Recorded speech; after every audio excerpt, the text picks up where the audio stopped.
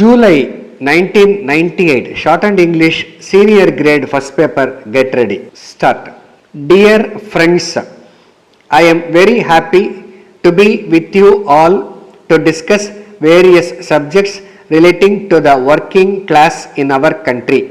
While going through the agenda papers, I have noticed that the industrial relations legislation is proposed to be modified completely to suit the needs of the labor and industry.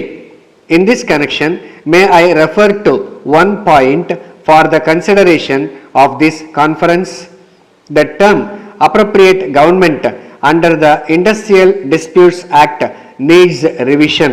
Invariably, in all the public sector undertakings under the control of the central government, if any law and order situation arises, the state as custodian of law and order is bound to intervene and maintain peace in industry. At the same time, they are not able to settle the disputes between the parties as they are not the appropriate government for that matter.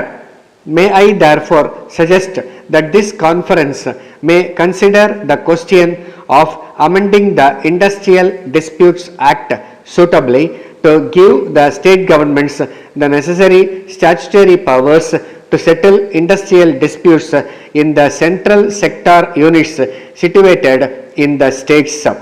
Another important suggestion I would like to place before this conference is that in various labor legislations, either for regulating the service conditions or for providing social security measures or welfare measures, the provision on number of workmen for application of these laws has been the main obstacle in the effective implementation of these legislations for the benefit of workmen.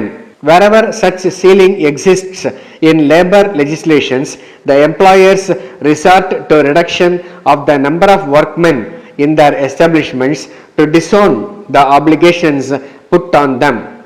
This has been considered by us, and we are of the opinion that the ceiling limit of workers in various beneficial labor legislations for their application should be removed so that the statutory benefits could be made available to all the workers in industrial establishments irrespective of the number of workers working in those establishments. Another aspect which I would like to place before this conference is the plight of the contract labor. In this matter, I wish to be frank that the implementation of the legislation is far from satisfactory. I presume that the same situation prevails throughout India, as the procedure for abolition of contract labor is rather complicated. The problem is that the Contract Labor Act does not provide for any relief to the workmen thrown out of employment by the abolition of contract labor. Our state government have moved an amendment to this legislation to provide that in the event of abolition of contract labor, the principal employers of such industrial establishments should be required to absorb the affected workers. In this legislation, the ceiling on the number of workmen for coverage is another check for its effective enforcement. Of late, it has become the practice of parties to dispute to take up cases before the High Court, questioning the orders of the government and the orders of the various authorities created under different labor laws. This in turn has resulted in accumulation of writ petitions before the High Courts. The High Courts in all the states have been overburdened with a number of writ petitions filed by the affected persons from different walks of life. This conference may perhaps consider recommending to the Government of India for the creation of special benches in the state high courts exclusively for dealing with the writ petitions arising out of the labor matters.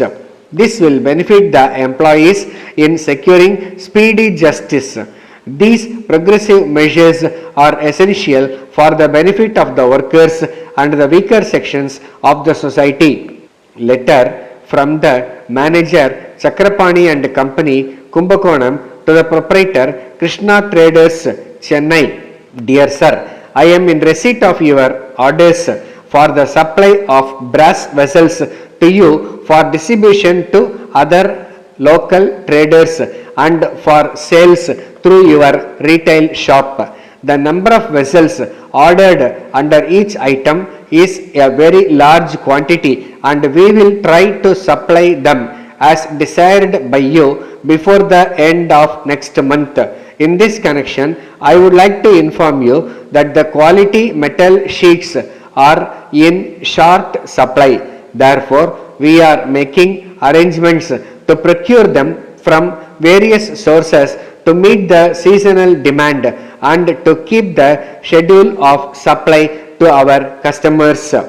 In fact, we are sending our representative to visit personally the bulk suppliers of metal sheets in North India to impress upon them the need to maintain timely supply and to ensure the dispatch of full quantity of ordered metal sheets. We will be getting a clear picture about the supply soon after our representatives return from his trip. Meanwhile, we are arranging to dispatch the available quantity of vessels to you so that you can manage the immediate requirements. I would like to point out that a sum of rupees 50,000 is still due from you for the supply we made last month. I request you to kindly send this immediately without further delay and oblige. Thanking you, yours faithfully. Stop.